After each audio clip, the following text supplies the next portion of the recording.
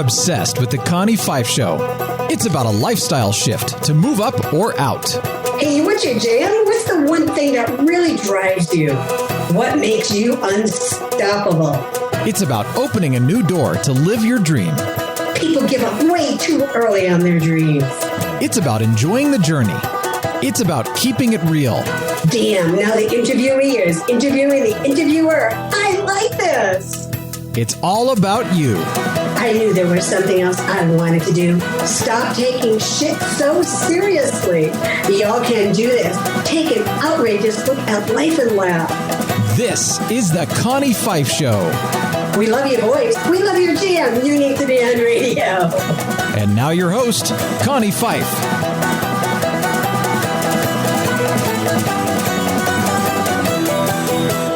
Hey everyone, it's Connie Pheiff and welcome back to another episode. And we are just excited because we have another amazing, exciting guest for you today. Because as you know, we always bring those outrageous guests, those that are crazy enough to make that shift, move up and move out because, you know, as we always say, you are the brand.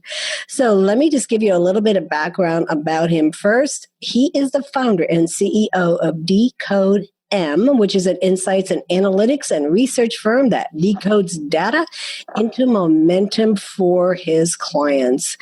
You know, this is a world that runs on data, and he strongly believes that everything is knowable.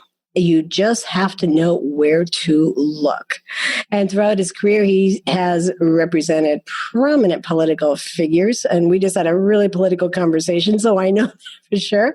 He's worked with major companies and social movements. And prior to founding Decodes, he was the CEO of Insights and analytics firm of Edelman Public Relations, Edelman Berland, and also president of the research and political polling firm, Penn, Schoen, and Berland. So now let's bring into the studio Mike Berland. Hey there, how are you, Connie? I'm doing well, and how are you doing? Fine, thanks for having me. Still in quarantine, but okay. Yeah, we're all in quarantine, right? It's just a new way of life. It really is. And, you know, and I know the housing market is just booming. My son actually just bought a house in a little town, but he probably had looked at 5 houses and put offers on. And this house he put an offer on the day that it went up for sale.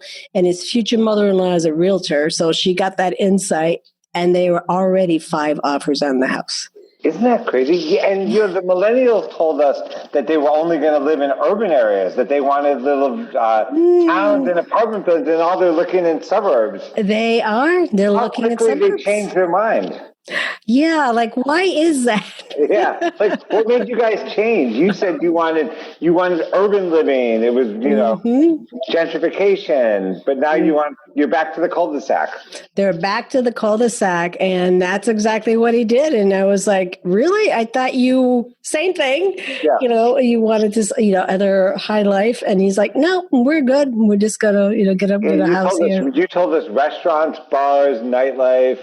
Really, they are. They're giving it up because, well, right now they're not even open in some of the big cities. So I get it. So they're going, and their wedding was postponed for a year. They would have been married last week, and so they took that money and they invested into a house that they wanted. So I think it was a good deal.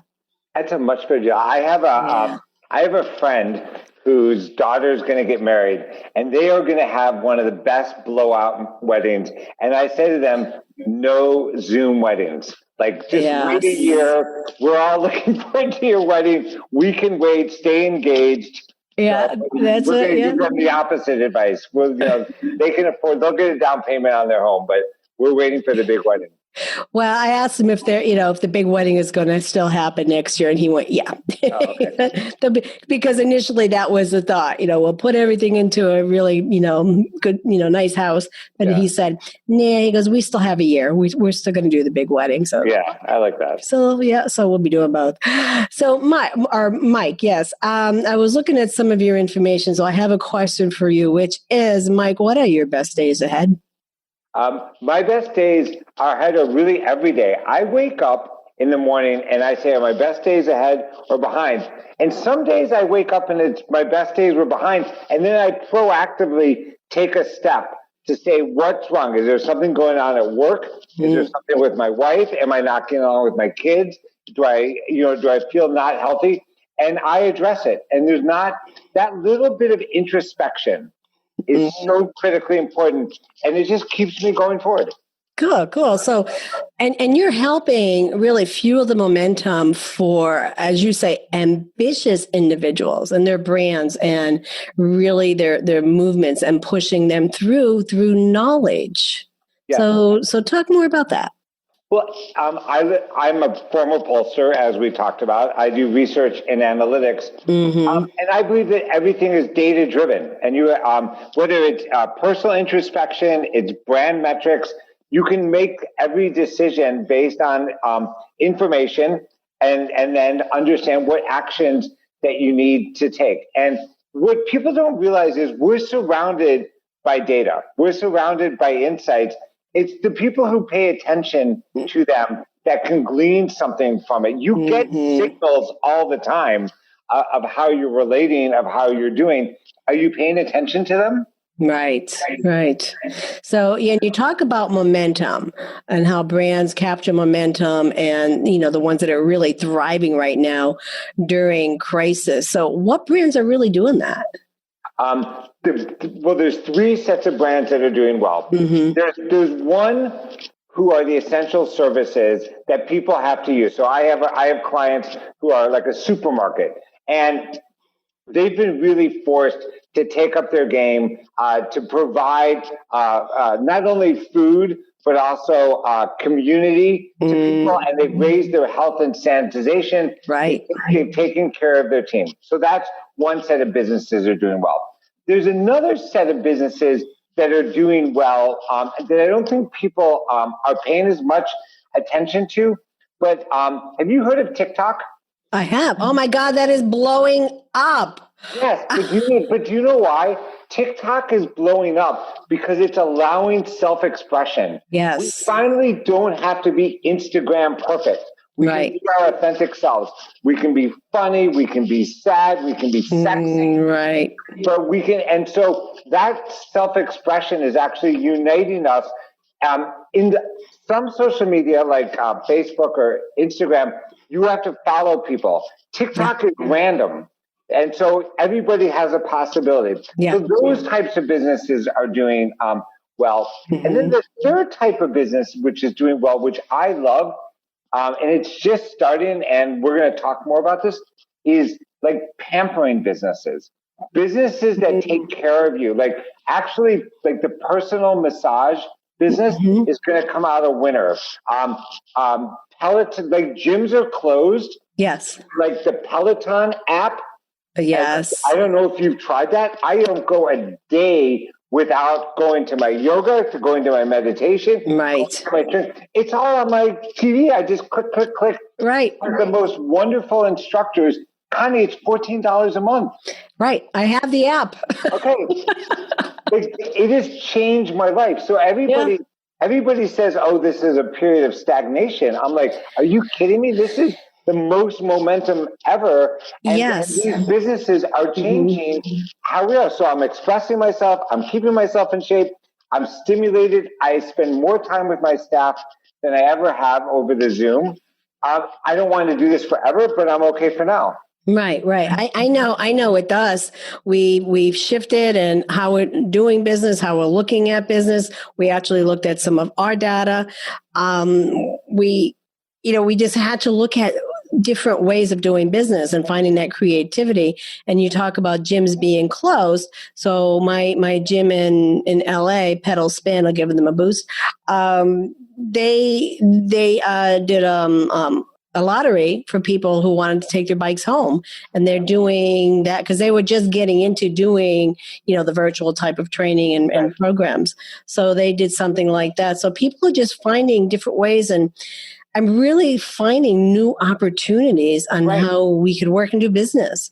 And 100%. What is sad, I have found some people that I've talked to, and they're like, no, I'm just going to wait it out. We'll see what happens. I mean, really sticking their head in the sand, and that's really not the right thing to be doing right now. It's not going back to anything that they'll recognize. It's going to something. It's going to something different. Yes. The best thing that happened to me is my gym closed, because it actually allowed me to really find out what I valued. And like I said, whether it's the Peloton app, whether it's the personal fitness instructor who has come over and showed me some techniques, those are all wonderful experiences that I've had. Yeah, yes, we have too. So you talk about momentum. Yeah. How does momentum transfer into execution?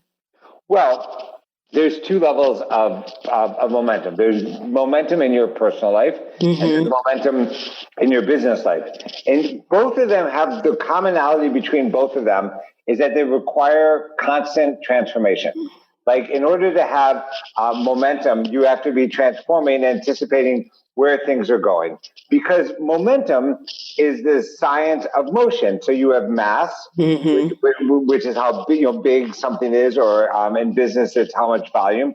And then you have velocity, which is the speed. And so you have to keep both of those moving. And so when you have momentum and you're making those transformations, people want to be with you. They want to do business with you. They are inspired by you. They give you permission to innovate, and they also give you permission to screw up.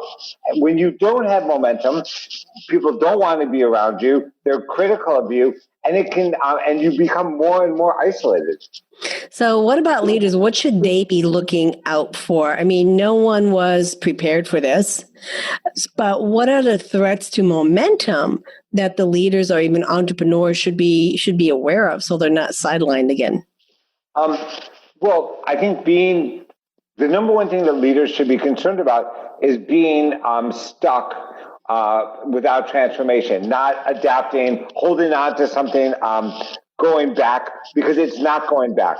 There's 5 drivers of momentum. There's disruption, there's innovation, there's polarization, there's social impact, and there's stickiness. So disruption really means doing things not the same old way. Innovation means coming up with that new thing. Polarizing is have your unique thing. I stand for this. I don't stand for that. Stickiness is have fear of missing out. Like, you need to be a part of it. And social impact is having an impact on the world around you. Right. Business leaders have to be thinking, which of these levers am I going to pull and when? Yeah. So what can the leaders do? What can the entrepreneurs do to really maximize that momentum now? And I mean, I know a lot of people are saying, getting back to business as usual. And I think we agree that it's not business as usual, but how can they maximize that momentum? Because that's like the people I said, I'm just going to wait it out and I'm going to see what happens. And then you have other people that are just moving along, and they got that momentum, but how can they really thrive? Well, first of all, let's go through the drivers. In polarization, they have to say, I choose one style over another, one philosophy over another. Okay. Then they have to use that innovation of changing and growing. And then finally, they have to understand what their label is going to be, what's going to define them.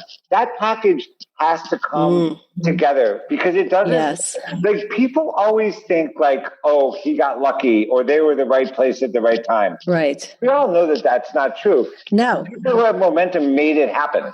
Right. And it's not overnight success. You need to make it happen.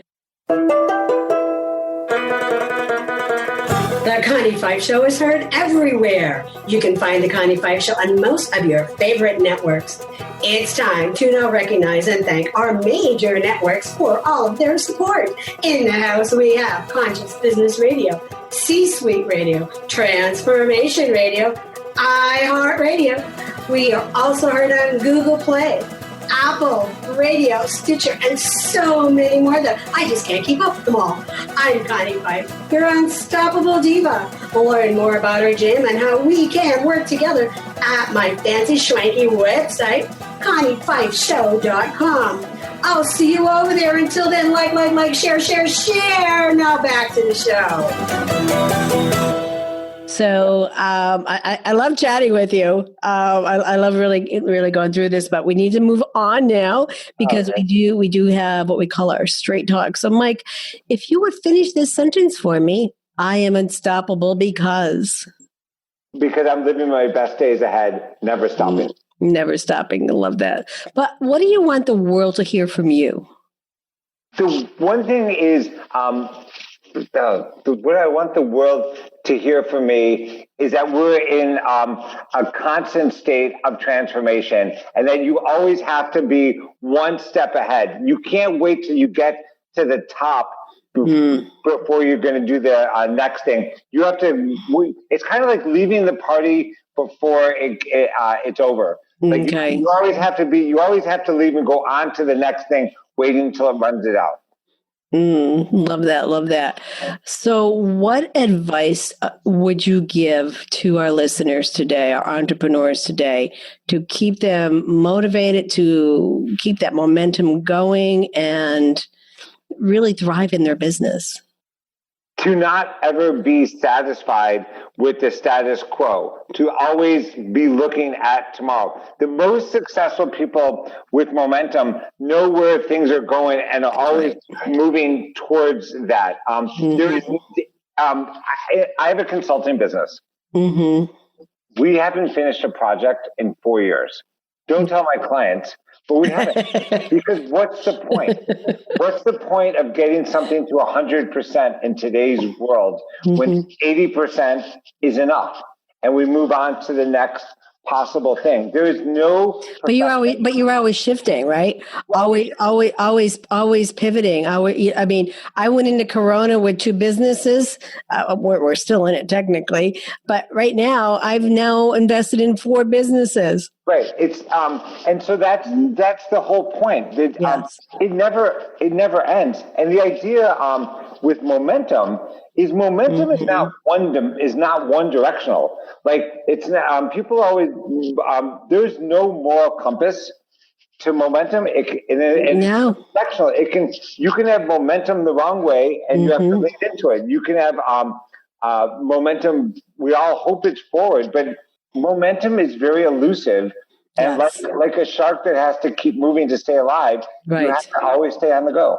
You have to. I mean, you just have to in today's economy. But you said something at the beginning about never being satisfied. Will you ever be satisfied? No. Why would I?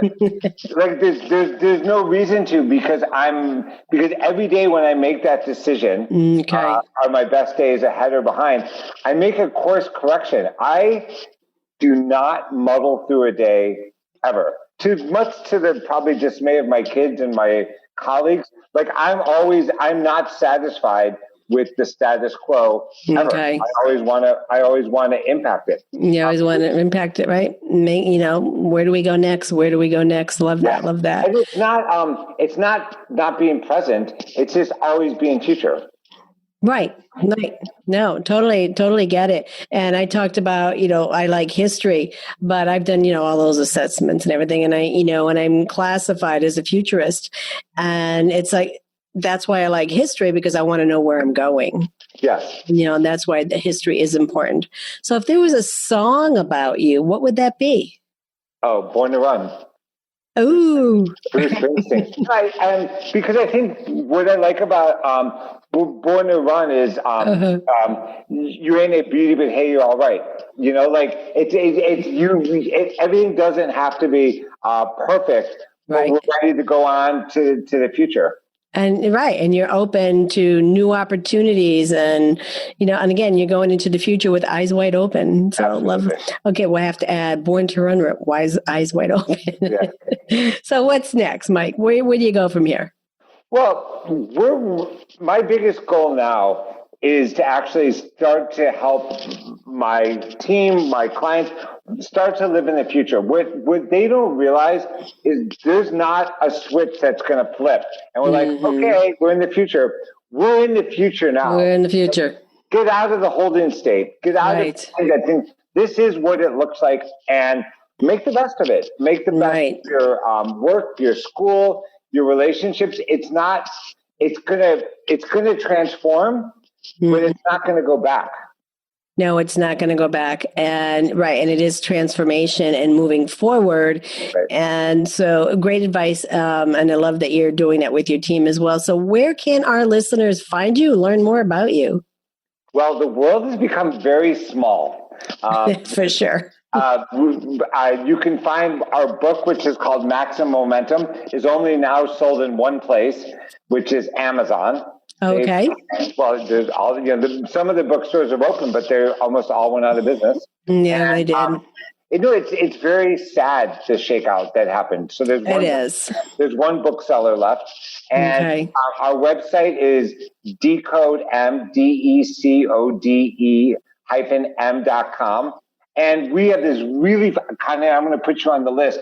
We have a newsletter called The Up and Down, where we tell things that have momentum and things that have lost momentum. And we put it out every week.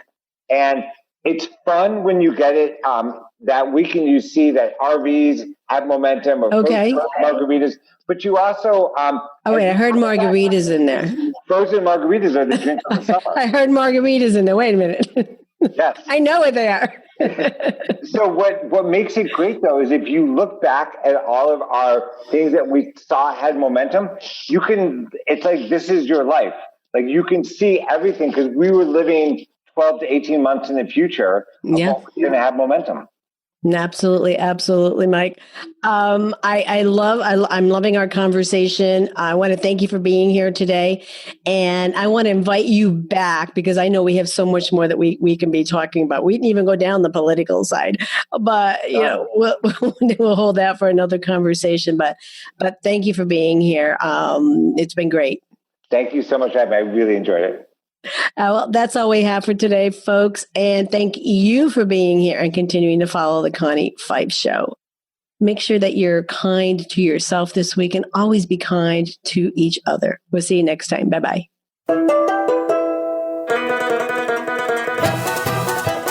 Hey, y'all, it's Connie Pheiff. Thank you for listening to the Connie Pheiff Show. Check back often. You don't want to miss any of the good stuff. If you like what you hear and would like to be a guest on the show, head over to theconniefeifshow.com to apply. While you're there, check out our amazing advertising opportunities that will put you right in front of your perfect client. I will see you over there. Do yourself a favor this week, activate your power, and be unstoppable together.